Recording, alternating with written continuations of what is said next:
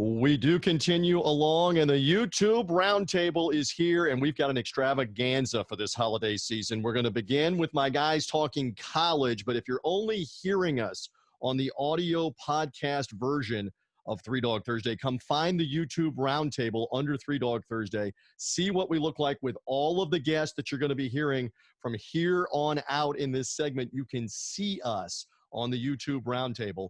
Let's welcome in from the Alabama Crimson Tide radio network. Does a great job with all of their stuff, including filling in, doing play-by-play of the Bama win over Arkansas last week. Chris Stewart is back with me here on the program on Three Dog Thursday, the Video Roundtable. Brother Stewart, good to have you. Congrats on a great job last week filling in for Eli Gold.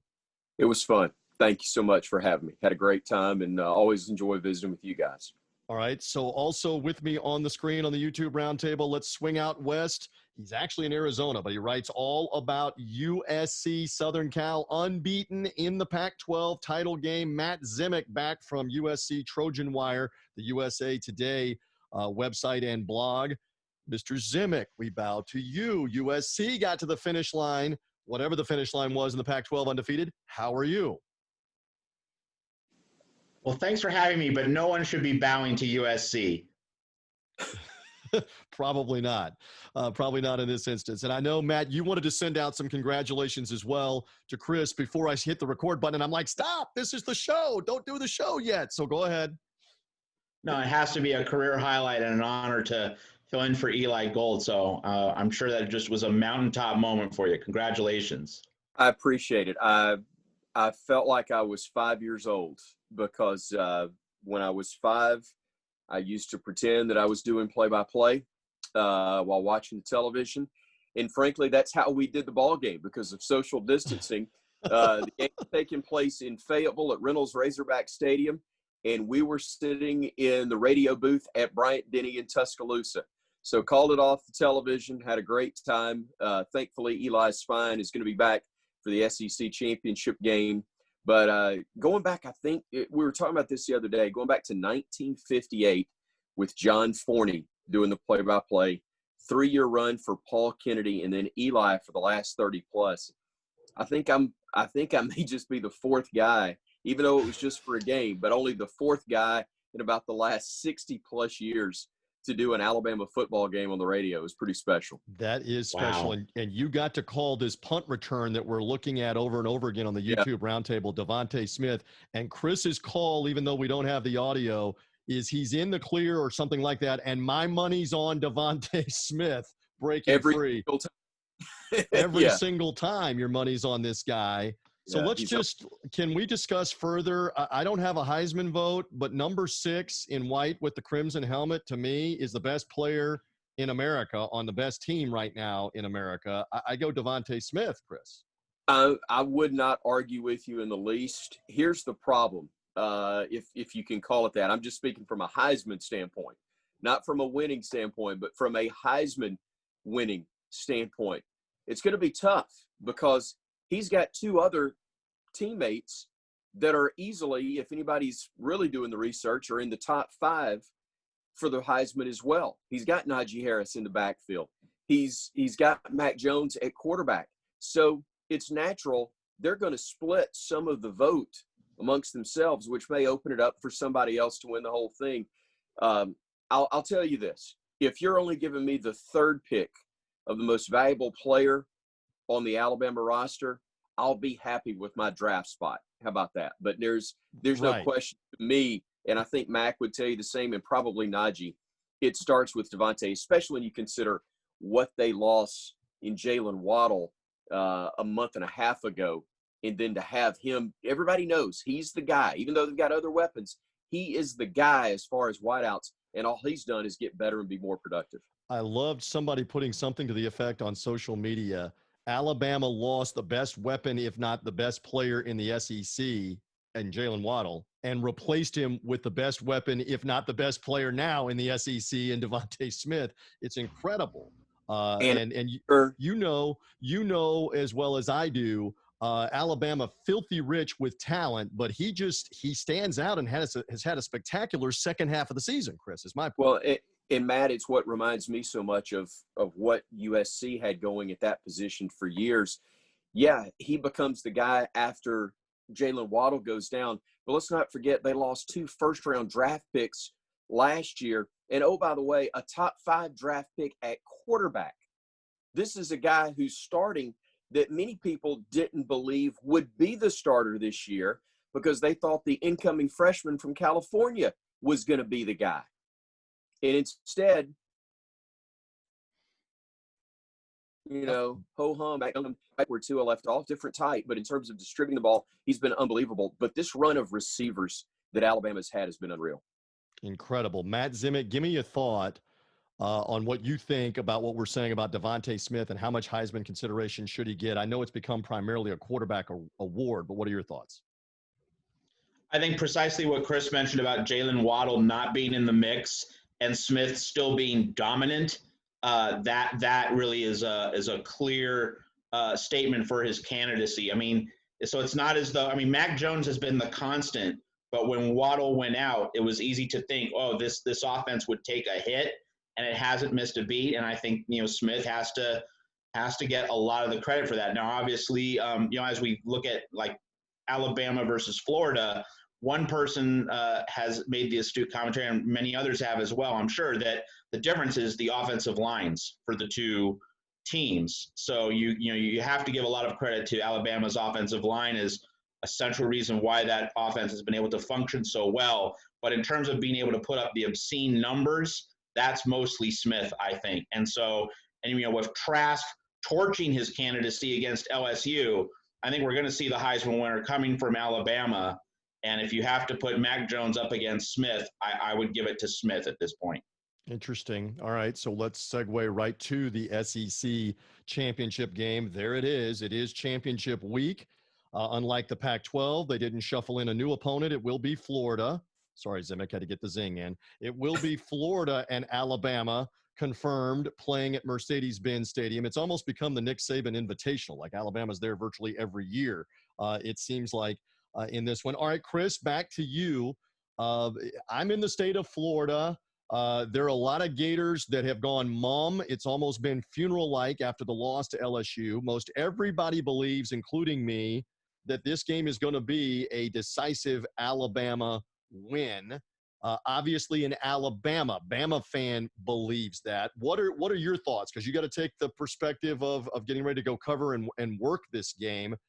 I guess I'll phrase it as, if Florida is hanging in, they're hanging in because of why? What would you say? Alabama has hurt themselves with turnovers, penalties, and miscues that we haven't seen them make at any point this year. It's amazing to me how Alabama has gone from being the most dominant defensive team in America at the start of this run that Nick Saban had to becoming the most prolific offense in the country, and doing it in a manner that he didn't want to go. He went into this style of offense kicking and screaming, and it was almost, he literally asked the question with the RPOs, and not that they're running that all the time, but, he went into this with people go into this, and he literally, before the rules committee said, is this what we wanted college football to be? And when the committee said yes, he goes, all right, hold my beer. And he's just taking it to another level that nobody can touch. They've won every game. I think their closest game has been, 15? Something like that. I've forgotten what the average margin of victory. Florida's talented enough and explosive enough to create problems and to win this game if Alabama plays poorly and makes mistakes. But here's the situation that Alabama's in and has been in virtually every game since they walked out of Athens, Georgia in 2008, the famous blackout game. Alabama's best is good enough to beat anybody else's best. It's not as if it's impossible to beat Alabama, but Alabama's got to help you, and you have to be perfect or close to it in order to win. Alabama's best is good enough to beat anybody. We'll find out if they can deliver that.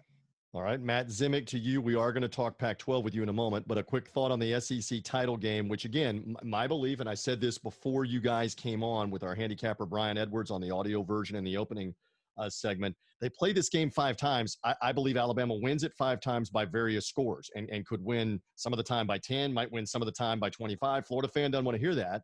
those are my thoughts that I've said before you've come on. What is your thought on how Florida can hang in? Will they hang in? What is your thought, Matt?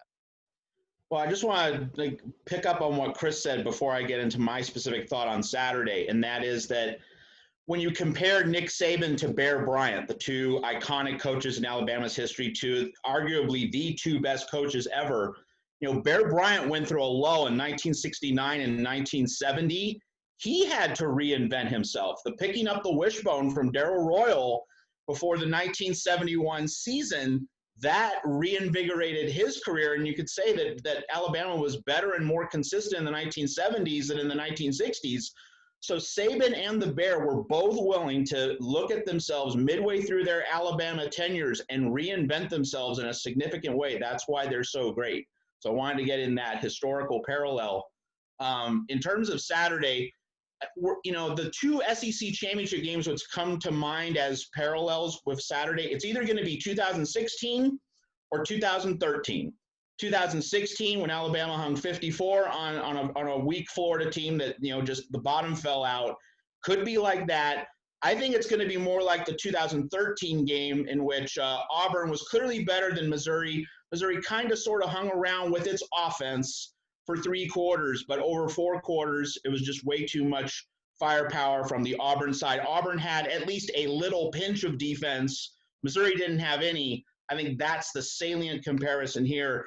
If Florida is going to win, it's going to have to be like the 1996 Big 12 championship game. That was when John Malkovich in Texas went for them 4th and 2 from their own 28, took all the chances, riverboat gambler. You Right. cannot be safe in this game if you're Florida. You have to be going for it on anything less than 4th and 5 from pretty much anywhere on the field. You have to score 50 points to have a chance. Not even to be likely, but to have a chance.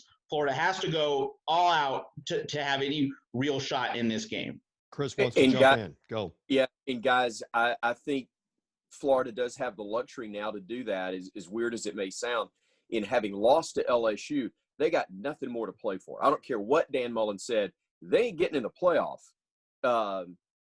now, regardless of whether they win this game. I know where they're ranked. There's no way, in my mind, they jump everybody and move into that top They would 4. have to have cataclysmic things happen, like Right. Notre Dame beating Clemson a second time, have Ohio State lose. That would probably open the door for a 2-loss Florida, something like that.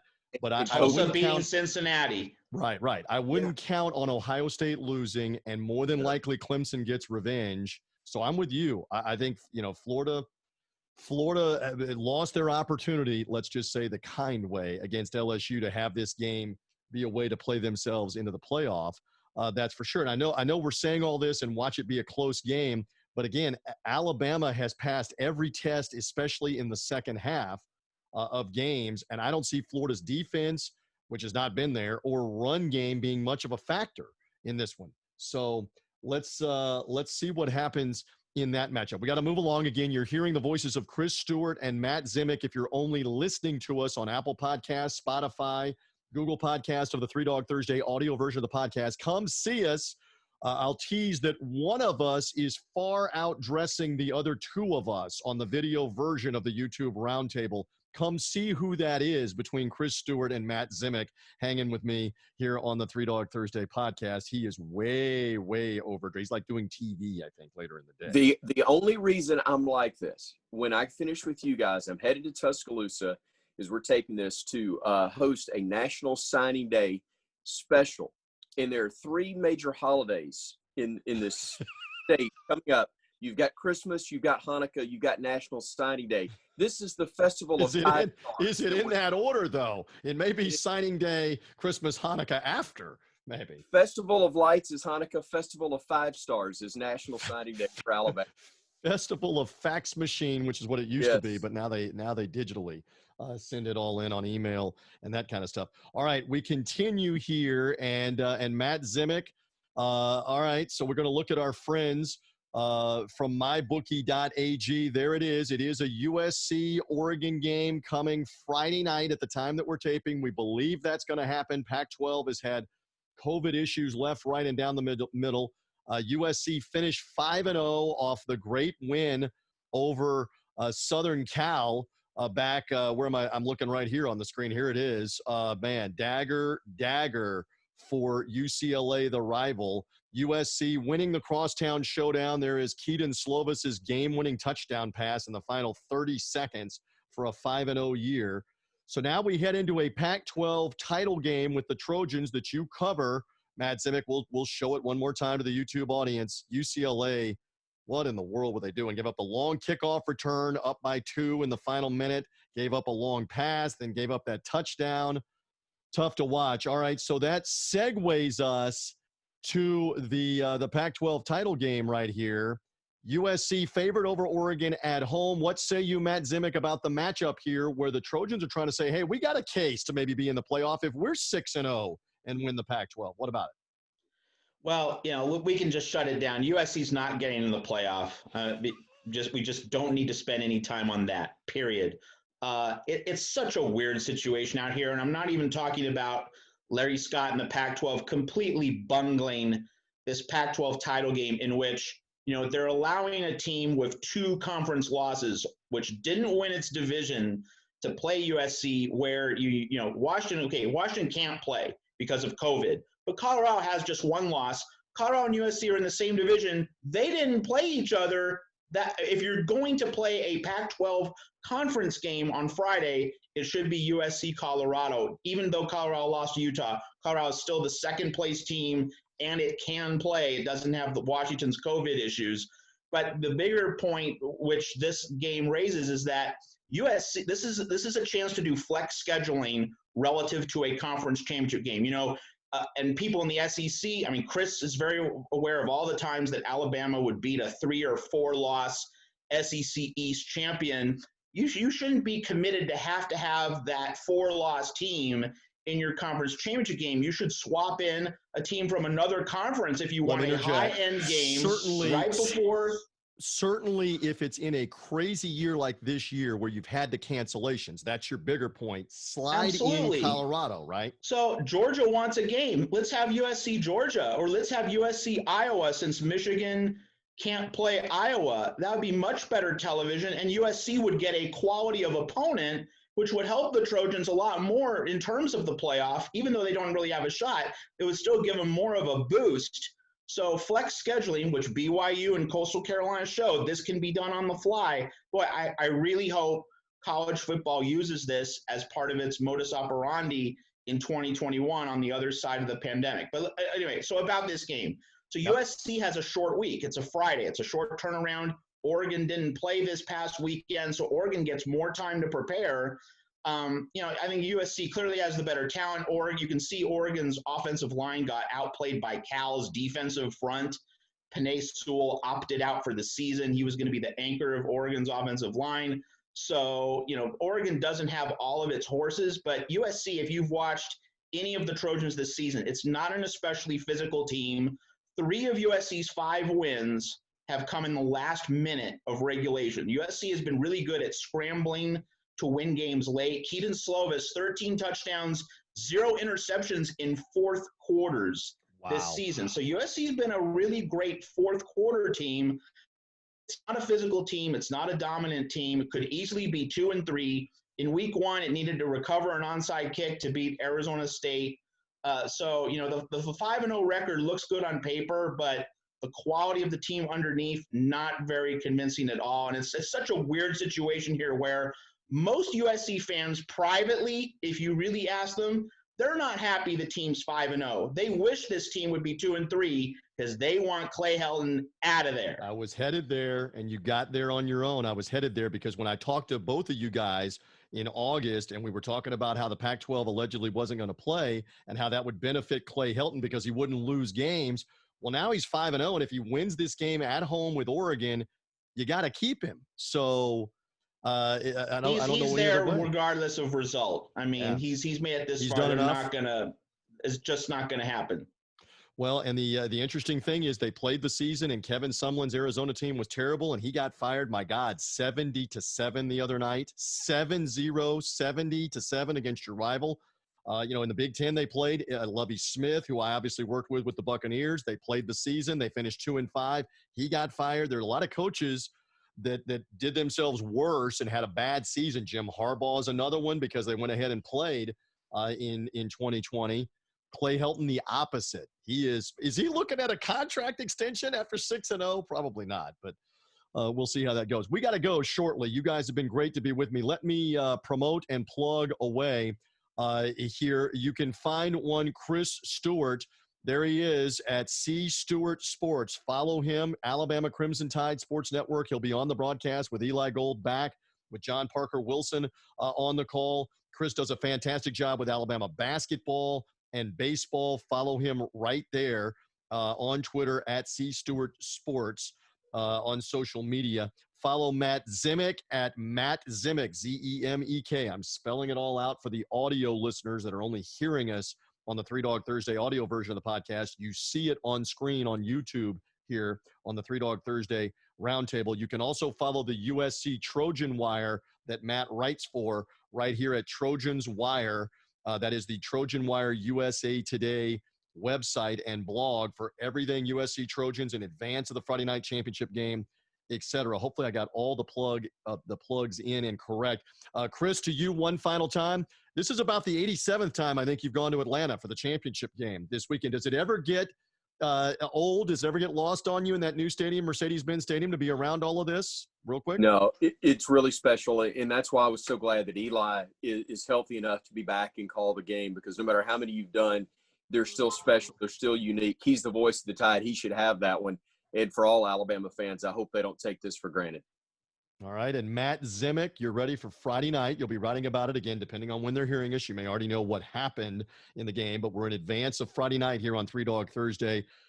USC and what's going to happen with the chaos we've already been talking about of the semifinals, the Rose Bowl game itself. Will it be played? Will it be a semifinal game? USC can make a case, obviously, to be a New Year's Six team as the Pac-12 champion. We got to see all of that happen if and when they get the win on Friday night. Matt, a final thought before we go? Just expect USC Oregon to go down to the final minute. That's how it's been most of the year. Yeah, we'll see how it goes there. Guys, great job on giving me the insight that you have on the college game. There go both Chris Stewart and Matt Zemek with me on this part of the Three Dog Thursday YouTube Roundtable. Boys, thank you. I appreciate you both being with me. My pleasure. Thanks, guys.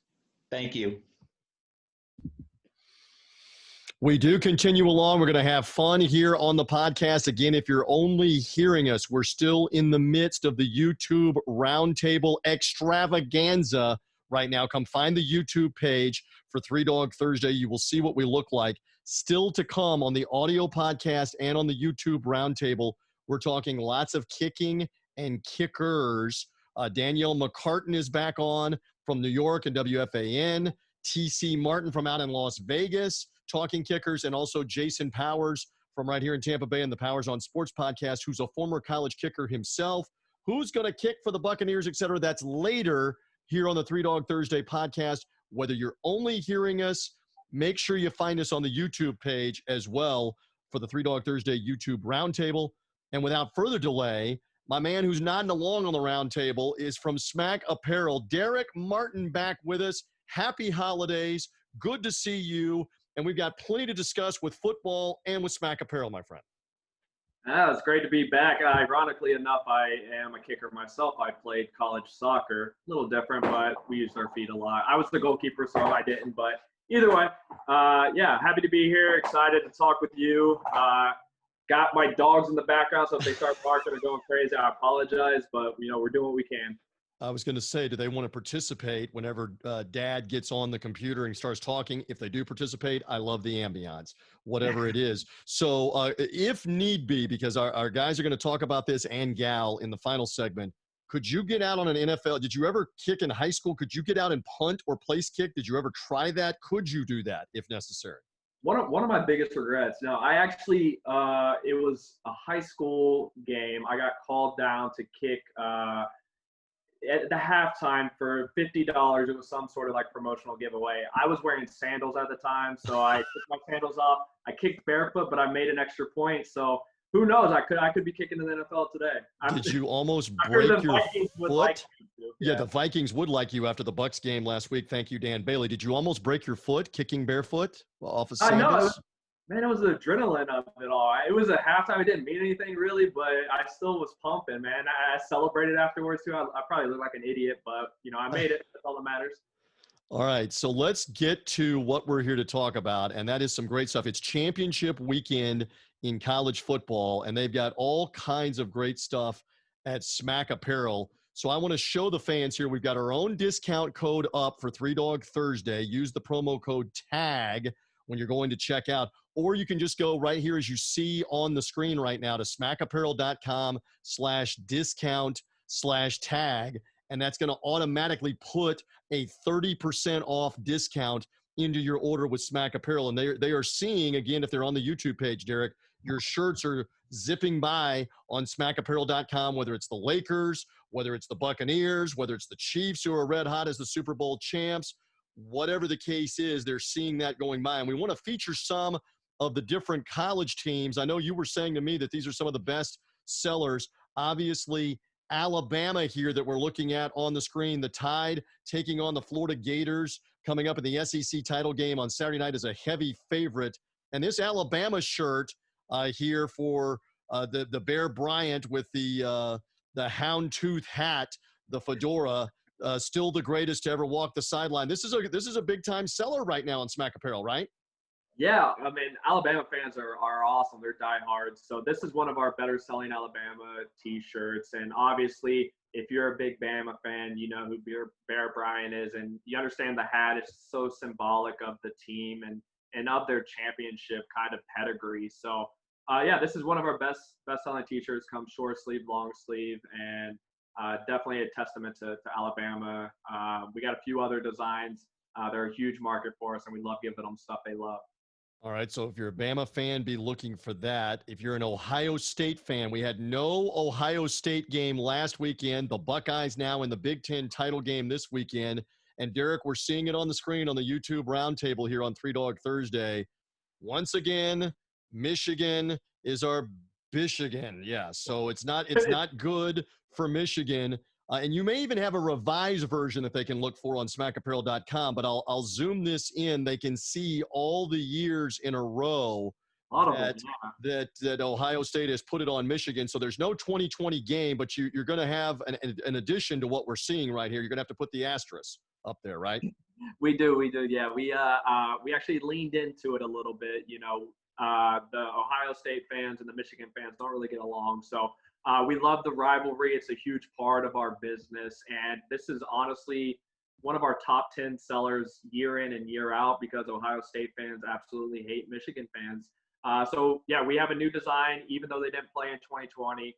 We have an asterisk next to it, and I'm sure they would have just routed them because that's what they've been doing all season. No doubt. And Derek, and again, we're encouraging everybody, come see what we're showing you on the YouTube Roundtable here with the different shirts. We'll go to the Florida Gators, who took their lumps last week with LSU. We've been talking about that throughout the podcast. Amazing what happened at the end of that game with throwing the shoe and allowing LSU to keep the drive alive, the field goal in the fog. As I said earlier, they're going to talk about that game from an LSU positive standpoint, but even a negative Gator standpoint for 20 years, maybe for 50 years, they're going to talk about that game with how that ended. But in any event, if you're a Gator fan, championship game this weekend with Alabama, this shirt is apparently doing well as well. The of course, drink up and chomp on for the Florida Gators, Derek. Yeah, a lot of the drink up this week, I guess, for Gator fans after that heartbreaking loss.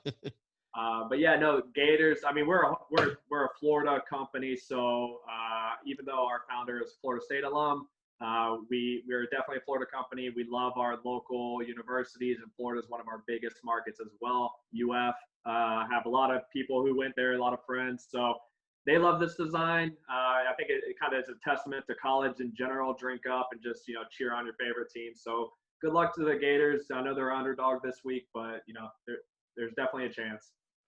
They are a large underdog right now at 17, 18 points as we're doing the Three Dog Thursday program. I just wonder, do you have any interest in Florida maybe as the doggy to keep it close against Alabama? What do you think?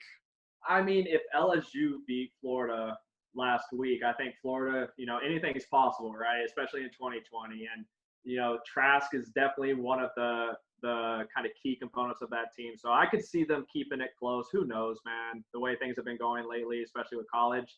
But I hope it's a good game, regardless of who wins. We will see if it is. Again, Derek Miller with me for a few more moments. Smack Apparel, smackapparel.com, sponsors here as part of the Three Dog Thursday podcast. We're having a blast with him. All right, let's have fun with this because you brought product along with you here for the pro football fans. Show me some of the best sellers. And again, they get 30% off with our promo code TAG. 30% off is better than the ads that you're seeing on the website, etc. Show them a couple here. I'm going to go full screen with you. We have, of course, BUCCANEERS, Go Bucks, the Brady Bucks right there. Is Destiny calling for the Brady Bucks? That's one of your best sellers right now, and the Bucks got back on the winning track last week. Yeah, man. The Brady Bucks is one of our best-selling Buccaneer shirts. We actually have a ton of them. If you're a Bucks fan, go check them out on the website.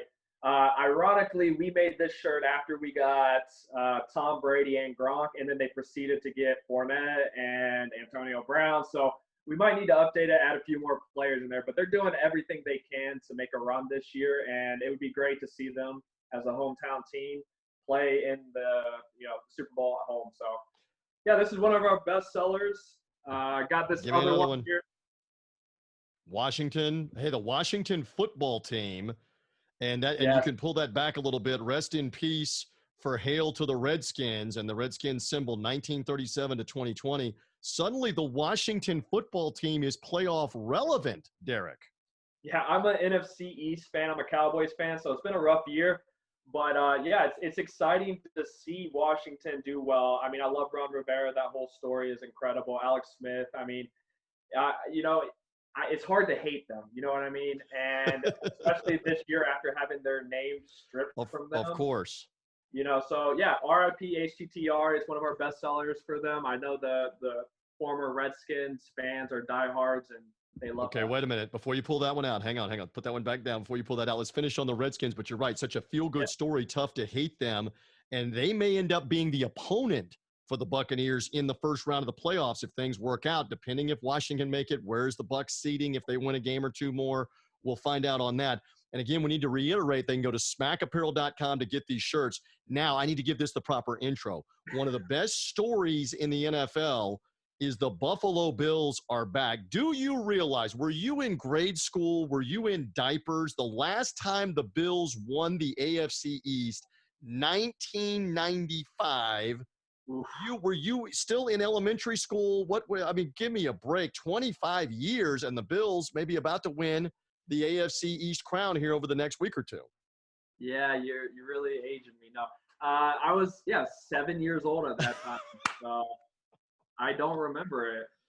Yeah, well, a lot of Bills fans and a lot of alcohol since then don't remember it either. Hold the shirt up. Here it is, folks, from Smack Apparel. And there's not even any wording on this necessary. There is a buffalo in a jersey, and if I'm looking sideways carefully enough, that might be the number of the quarterback of the Buffalo Bills going right towards the table. Again, come find the YouTube page for Three Dog Thursday. You will see that shirt. Is that one's a hot? I gotta believe that's a hot seller as well. Yes, that was partially my idea. Not going to take any credit, but taking some credit here. Yeah, my old college roommate was a Buffalo Bills fan, and he looked very similar to that. Very hairy, big dude. Drank a lot as well. So yeah, the smashing tables reference. I mean, Bills fans love it, man. They lean into it too. So we thought this was something a little bit different than we usually do, So it's taken off. Bills fans love it, and we're happy for it too. All right, one more plug here. I'm showing them on the screen one more time. There is smackapparel.com. You want to go to smackapparel.com/discount/tag. It'll take you automatically through our social media links. We're doing that. It'll take you automatically to the discount. Or just remember the promo code TAG, like tag you're at, TAG, tag, for a 30% discount off of all the shirts you're seeing sliding by here. Follow these guys on social media, on Facebook, Smack Apparel on Facebook. Here they are on Twitter as well. You guys are tweeting off the Twitter handle at Smack Apparel. If they're only hearing us, come find that. Whether it's can the Rams join the party with the Dodgers and the Lakers having already won the championships in 2020. That's a cool shirt. Come on, Rams, kind of along the same lines.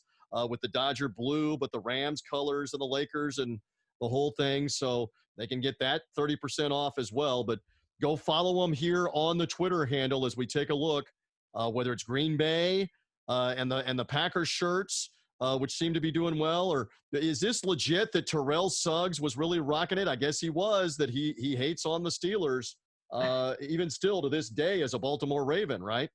Yeah, this was a few years ago, Yep. but this is him actually rocking the shirt, man. We have a lot of the YBYSAs out there, so yeah. Shout out to Terrell Suggs. Hopefully he's watching. And he's and T Sizzle, as he's known, is still, even though he played for a couple of other teams, is still anti-Steelers. That is for sure. And so yes, the whole Ravens Steelers thing, and whether it's Philly Dilly for the Eagles or Bear Down and Drink Up for the Bears, you can find it all there at smackapparel.com. Derek, did we cover everything? I think we're pretty good here for the holidays. We want to emphasize again, wherever they're hearing us during this week, they need to act quickly because the big one is approaching next Friday, the 25th. If they want to get this stuff shipped, if you have a fan of any of these teams that you see and you're trying to order something, they need to try to get it done this weekend, right? One more time. Yeah, especially with the unpredictability of shipping. I would say get it in as soon as possible so you can get it there under the Christmas tree in time for unwrapping. Yes. So again, smackapparel.com. They will take care of you with the discount code TAG at checkout, or go to smackapparel.com/discount/tag, and that'll take you automatically through whatever you buy, 30% off. Derek, happy holidays. Merry Christmas. Happy New Year. We're going to bring you back on probably around college football playoff time, NFL playoff time, to get an update. And we'll have even more discounts and more shirts and see how some of them are doing. But thanks for hanging out here on Three Dog Thursday. Thanks for having me. Always a good time. Happy holidays to you and all the listeners. Thank you so much. Yes, indeed. We're rolling on with the YouTube video roundtable. And as promised, I have got some hilarious insight. You've got to find the YouTube. If you're only hearing us, find the YouTube roundtable for Three Dog Thursday. Go to YouTube and search Three Dog Thursday and see us, because there are reasons to see us and video to prove it. Up now on this segment of the show, because there's such a big topic about kicking footballs going on coast to coast right now, from New York to Vegas, back to Tampa. It might be going on in Mongolia and on the moon. I don't know, but we're going to talk about place kicking, football, the NFL, etc. And who better to help me than from New York, Danielle McCartan. Coach McCartan, you hear her in the middle of the night, God love her, on WFAN, the #1 sports station in the country, overnights, Saturday morning, Sunday early a.m. Coach McCartan, how are you? Welcome back to Three Dog Thursday. Well, I'm actually really good. I just got the text that we have no school tomorrow. We have a snow day tomorrow, and so I am very happy about that.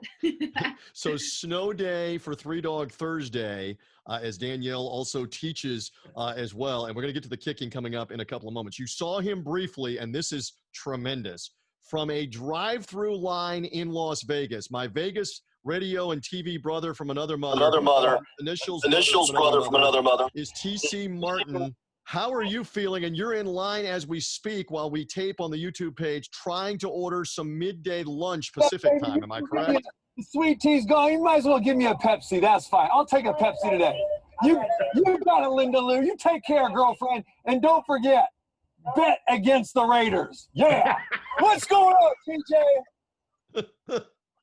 So TC is in the drive-through line. No exaggeration. We were trying to set up the Zoom, and you were like car number 3. Then you were on deck. You've now made the order. Am I correct? Yes, and the Freddy's, the Freddy's frozen. Hold it up higher. Hold it up higher and closer to the screen. Seasoned salt. It's going on the fries right now. The Chicago dog, baby. Grilled onions and mustard. It's known around Vegas as the TC special. There is no need for a number. All right. So, yes. So, TC is hanging out in the drive-thru, and he and Danielle and I are mutually connected. And TC's had Danielle on the radio in Las Vegas talking about kicking exploits. Oh, did I mention kicking exploits? Also with me, Jason Powers. You see him with the hands up. It's good. From the Powers on Sports podcast in Tampa, who is actually, for the audience, TC and Danielle, a former Division I kicker. So out of the four of us, he would be the most qualified to be talking kicking. Brother Powers, good to have you. How are you? Danielle, just for you, I brought the full kickoff tee. I got an arena football, old school arena league football, and I even brought my old helmet out of retirement. We can slap a Buccaneers logo on the helmet, and I'm ready to go Sunday. Let me go grab something. I'll be right back. All right, she's leaving the camera here for a moment. So we got to show this on the screen here because this is how all of this began. It began with Danielle, and she's going to reappear here in a moment. She was challenged by the fellow hosts, Jason and TC of WFAN, to a field goal or extra point kicking contest. And we are now, like Brent Musburger out in Vegas, you are looking live at Danielle McCartan at a nearby high school field in the snow, banging it through.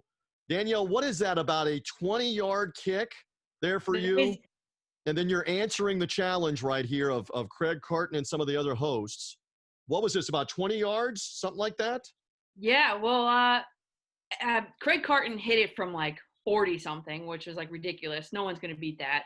But then his partner, his daytime partner now, Evan Roberts, he went out and miserably failed. And look at you. Look at that. Craig Carton was like, listen, I got to stick up for you. And now I'm going to challenge every single host on the fan. They probably can't kick it better than you. So by name, he challenged me. I delivered. It was a 20-yarder in the snow, in the ice. I see that. You were very concerned about your plant foot, you were telling me, and possible injury. Yeah. As we look at this once more. Yeah. Look at the form here. That's kind of a straight-on kick, but bangs it right. That would have probably been good from 25. I'm thinking that might have been good from 25, Danielle McCartan. So if you see the bounce, Carton and Evan both agreed that it would have been good from 30. I think I agree with that. One more time. We're looking at it again on YouTube. Yeah, it bounces. Look where it lands. Right. It bounces. I mean, and you bang that through. Yeah. I knew now, as soon as I Now we are back on screen, and she has donned a JETS Jets helmet. And just in time for the Jets, who are miserable at 0-13, they're in need of a kicker. And so you said to me off the air that you're willing to do what for this weekend if needed? Well, I'll take my helmet. This is a real helmet. I'll take it down to MetLife Stadium. Is that where the game is this week? Or the game is actually in L.A. You need a plane ticket. Well, I'll get myself on the next plane to L.A. if they need me. If they need you to kick like that. All right. So first of all, critiques. TC, you're still in the drive-through line. I do not see you with food as of yet. Critique on the McCartan kick. I don't know how much you've seen of that, but a critique, please, real quick on that. That's not bad. I've seen it several times, and I'll say, Holy Ali Aji Sheik, unbelievable. Nick Folk, Canizero, whoever, Pat Leahy, let's go old school New York Jets. Are you kidding me? Nick Folk with the Jets helmet on. Danielle was outstanding, and more importantly, it was not Cody Parkey. It was not the double doink. Thumbs up, outstanding all the way, banging it through. Hours, what did you think of Danielle's kicking form while we're talking about this? You're a kicker. She busted out her inner Mark Mosley with the straight-on kick. Mark Mosley from the day when he was the NFL MVP. Danielle is young and has no idea who Mark Mosley is from the Redskins in the 80s when they were winning the Super Bowls. But Danielle, he was a big straight-on kicker like that. But I love that reference. Go ahead, Jason. He won the National Football League MVP award one year because he was that good. And full credit now, one thing I'll say is you have to get back to 32 yards because that's what an extra point is in the NFL these days. Yeah. Right, in the NFL. Well, we were talking about this on TC's radio show. He's had both of us on. TC's acting like he could make an extra point, and I'm saying, bro, you do realize that's no longer an 18 or 19-yard kick. It's now a 32 or 33-yard kick, depending on where you spot the ball. It's a little further back there, TC. I was talking college PATs, okay? We're still at the 10-yard line there, my friend. Okay, so we're good. I'm good from 20. Put it through the uprights, baby. Let's go. Okay, so not to be outdone while we're talking about this, here we go. Not only Danielle, but Jason Powers, you decided to answer the call. And again, Powers still has some leg. What was this? Is that about 25 yards down the middle there that I'm looking at? Yep. There was, and I actually reenacted a 34-yard field goal from back in the day at Florida State, my days at Florida State, from the infamous wide right from 34 yards in another video. But this one is about 25 yards. About 25. This looks like, though, for the panel here, for Danielle McCartan, while we're fooling around on Three Dog Thursday and the YouTube Roundtable, come find the Roundtable on YouTube. That might be good from 30. Do we agree, Danielle, that Jason, again, former Division I kicker at UAB and for a season at Florida State, that's good from 30, I think. Danielle, yes, confirm? Yeah, definitely. It had enough height on it. The sound of it. I know we're not getting the sound, but when I watched it, the sound of it alone make me think that it would have been good for probably even more than 30. TC, he's got some follow through. He's got some range. I think he might have the strongest leg out of the whole group here on the Roundtable, if need be, to go to Powers. Yeah, I mean, I'm having a flashback, especially with that shirt there. It looks like a very Pugsley-like Garo Upremian back in the day. Jason, is the single. But here's the thing, McCartan. Just the one bar, because we know the kickers can only have the one bar. Guys, looks like you put on some weights since the last time you were at UAB, brother. Maybe. Yeah. But the thing is, look at how he's dressed, because McCartan's going to get like 2 feet of snow in the New York, New Jersey area. We're dressed like this almost all year round in Tampa Bay, as Jason was recently kicking. So I got to stand up for you there on the attire, Jason, a little bit there with the kicking and the fun. So here's part of the reason why we were bringing this up. Again, as we continue, you're hearing the voices of Danielle McCartan. She's at Coach McCartan on Twitter. If you're only hearing us on Apple Podcasts, Spotify, Google Podcasts, wherever you hear podcasts. Oh, TC's got the lunch. This is tremendous. Go find Danielle on Twitter at Coach McCartan. TC Martin ordering lunch, which you will see on the YouTube page. If you go to the Three Dog Thursday YouTube page, we got the Freddy's drink. We just saw that on the YouTube page. You got the Freddy's lunch in Las Vegas. He's at TC Martin 21 on Twitter. We'll be promoting this again here in a moment or two. He's got the fries. He's got the drink from the drive-thru. TC is a radio host with the TC Martin Show 5 days a week on in Vegas. Check him out there. And Jason Powers, you're also hearing him. Jason now showing off the Arena Football League ball that he kicked with. You once kicked in the AFL 2 League, correct, in Arena 2 back in the day. And those goalposts were like 4 feet wide. You rarely could make a kick in Arena football on purpose. Absolutely.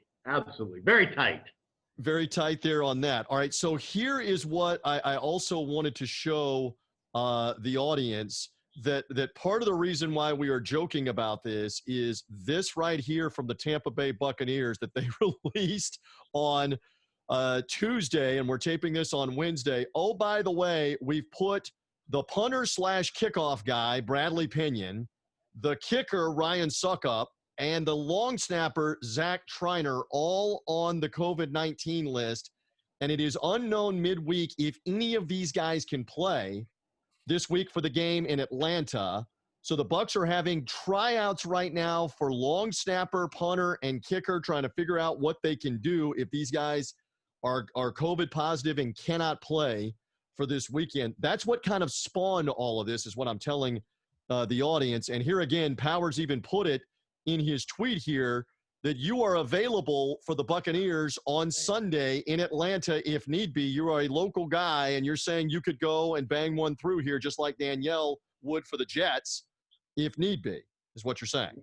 And worst case scenario, I can be the punter, and I'll hold for Danielle to be the kicker, and you can bring your TV analyst radio analyst out of the booth, Dave Moore, and he can be the snapper.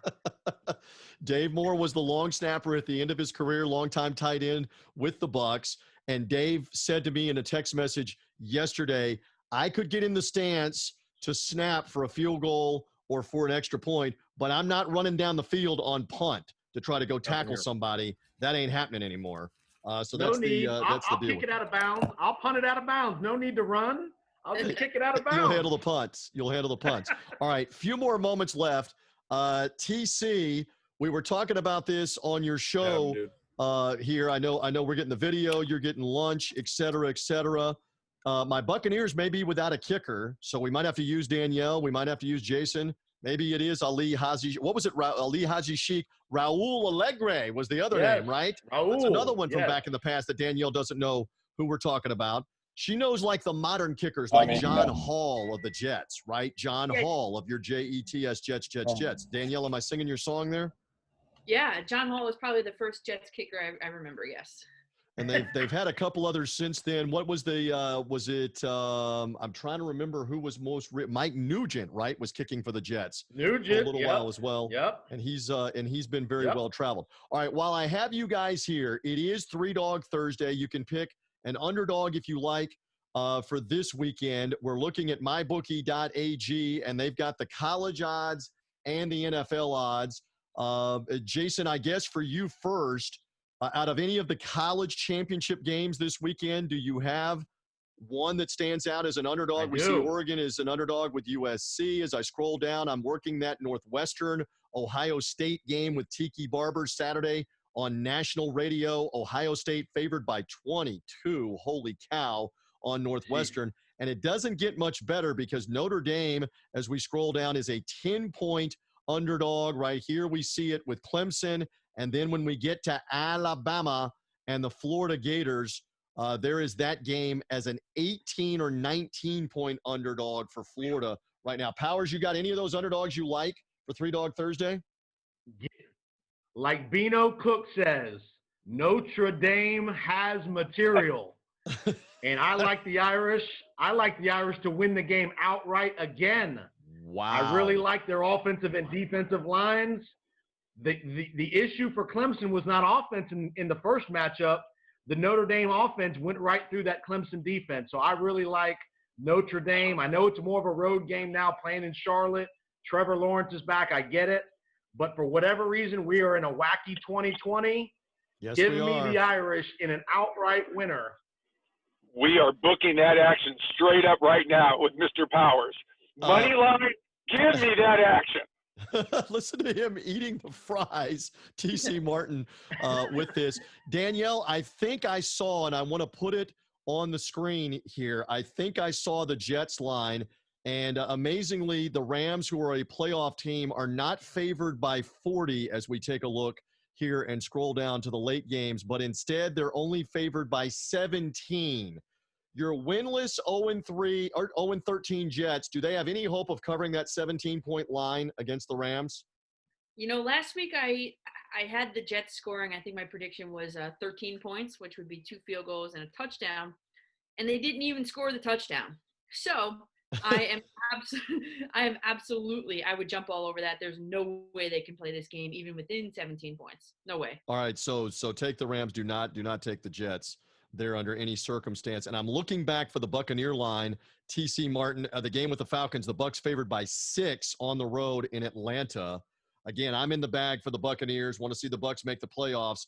TC, are you touching that with with Atlanta at home, getting the 6 points and the Buccaneer kicker and punter situation up in the air? What say you? What say me is, I think Tampa Bay coming off that bye and then the victory last week, they got it right. I had them last week against Minnesota. I think they're going to put it together a little streak right now. And again, Atlanta has so many defensive deficiencies. I like what Matt Ryan is doing, but they're still pretty banged up. So I got some faith in your Bucs, TJ. So if you're going to make me pick this game, I'm going to go Bucs.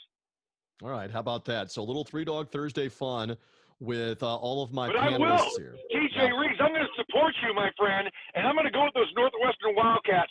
Give me the 22.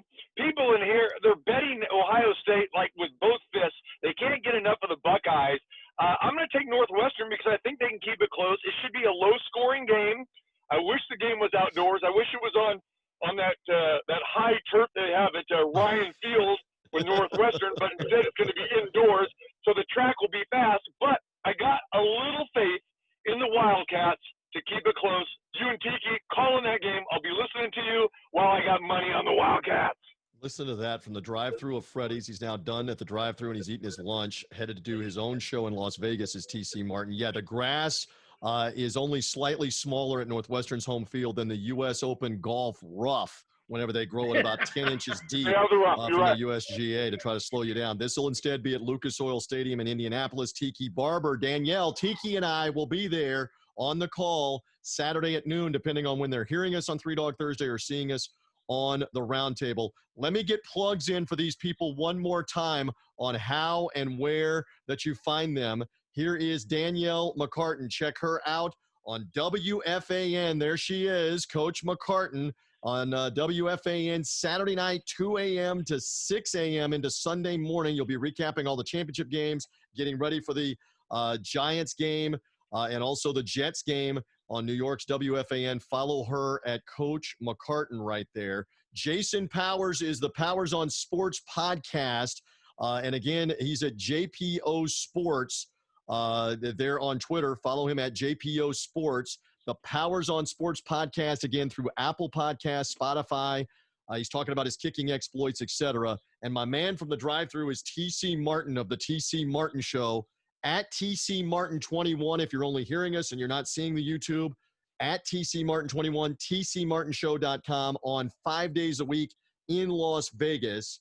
And could be coming to a drive-thru near you, for all that we know, as he is exhibiting in Vegas here today. We come back on the full screen one more time and around the room. Danielle, any closing thoughts about your kicking exploits, about the Jets? Very nice Jets helmet there. Anything else from you before we get out of here? I just wish that they weren't trading Sam Darnold, because this helmet is actually signed by Sam Darnold. I'm not trading, you know what I mean, but I wish he was going to be a Jet. Like he said the other day, a Jet for life. It's just not going to happen. His time is up here in New York, and bring on Trevor Lawrence. Well, I don't know if Trevor Lawrence wants to play in New York. We'll see. He said before, PJ, you said before something like, I can't find it right now, but he said something like, I'm willing to take on a challenge wherever I go. Sure. Maybe not. Okay, so that's a very definition of collector's item, Danielle, that you now have, a Sam Darnold signed Jets helmet. Hold up that UAB helmet one more time, Jason Powers, former kicker, Division I kicker at UAB and Florida State. Final thoughts from you? Shout out to my Blazers. My Blazers are in the CUSA title game Saturday for the third consecutive year. Bill Clark, whose name has been mentioned for the Auburn job potentially. They won a game last week that they had to win with about 40 scholarship players. They had to beat Rice last week to get into this game, and they did it on the road with like 40 scholarship players. So great job by Bill Clark. And again, that game is actually a Friday night game, Jason. They have moved it for television. So it is UAB at Marshall, Huntington, West Virginia championship game in Conference USA. TC Martin, you're all over the lines. You're all over everything out there. You're already taking Northwestern, everything else that you've got, etc. Anything else from the mighty one, from the doctor of the TC Martin Show? We bow to you from the drive-thru. Anything else? Hey, we'll appreciate being on with you guys today. Jason, Danielle, great kicking exploits. Appreciate your participation. And Sarah Fuller's got nothing on either one of you guys. Let's remember that right there. And I think Danielle's still got some eligibility left. Get your butt back to college, girl. That's what we can do. And maybe I can be your agent, and I'll get you, maybe a third or fourth round draft pick with the Jets or the Giants down the road. How's that? She's talking about wanting to kick this weekend and wanting the prorated NFL salary, which is not a bad. It's like $100,000 a week or $50,000 a week, depending on your status. That wouldn't be bad. That would pay off my student loans. I'll tell you that much. I think on that note, we are good. TC Martin, thank you. Danielle McCartan, thank you. Jason Powers, thank you on all things kicking and even some underdogs. I appreciate it on 3 Dog Thursday.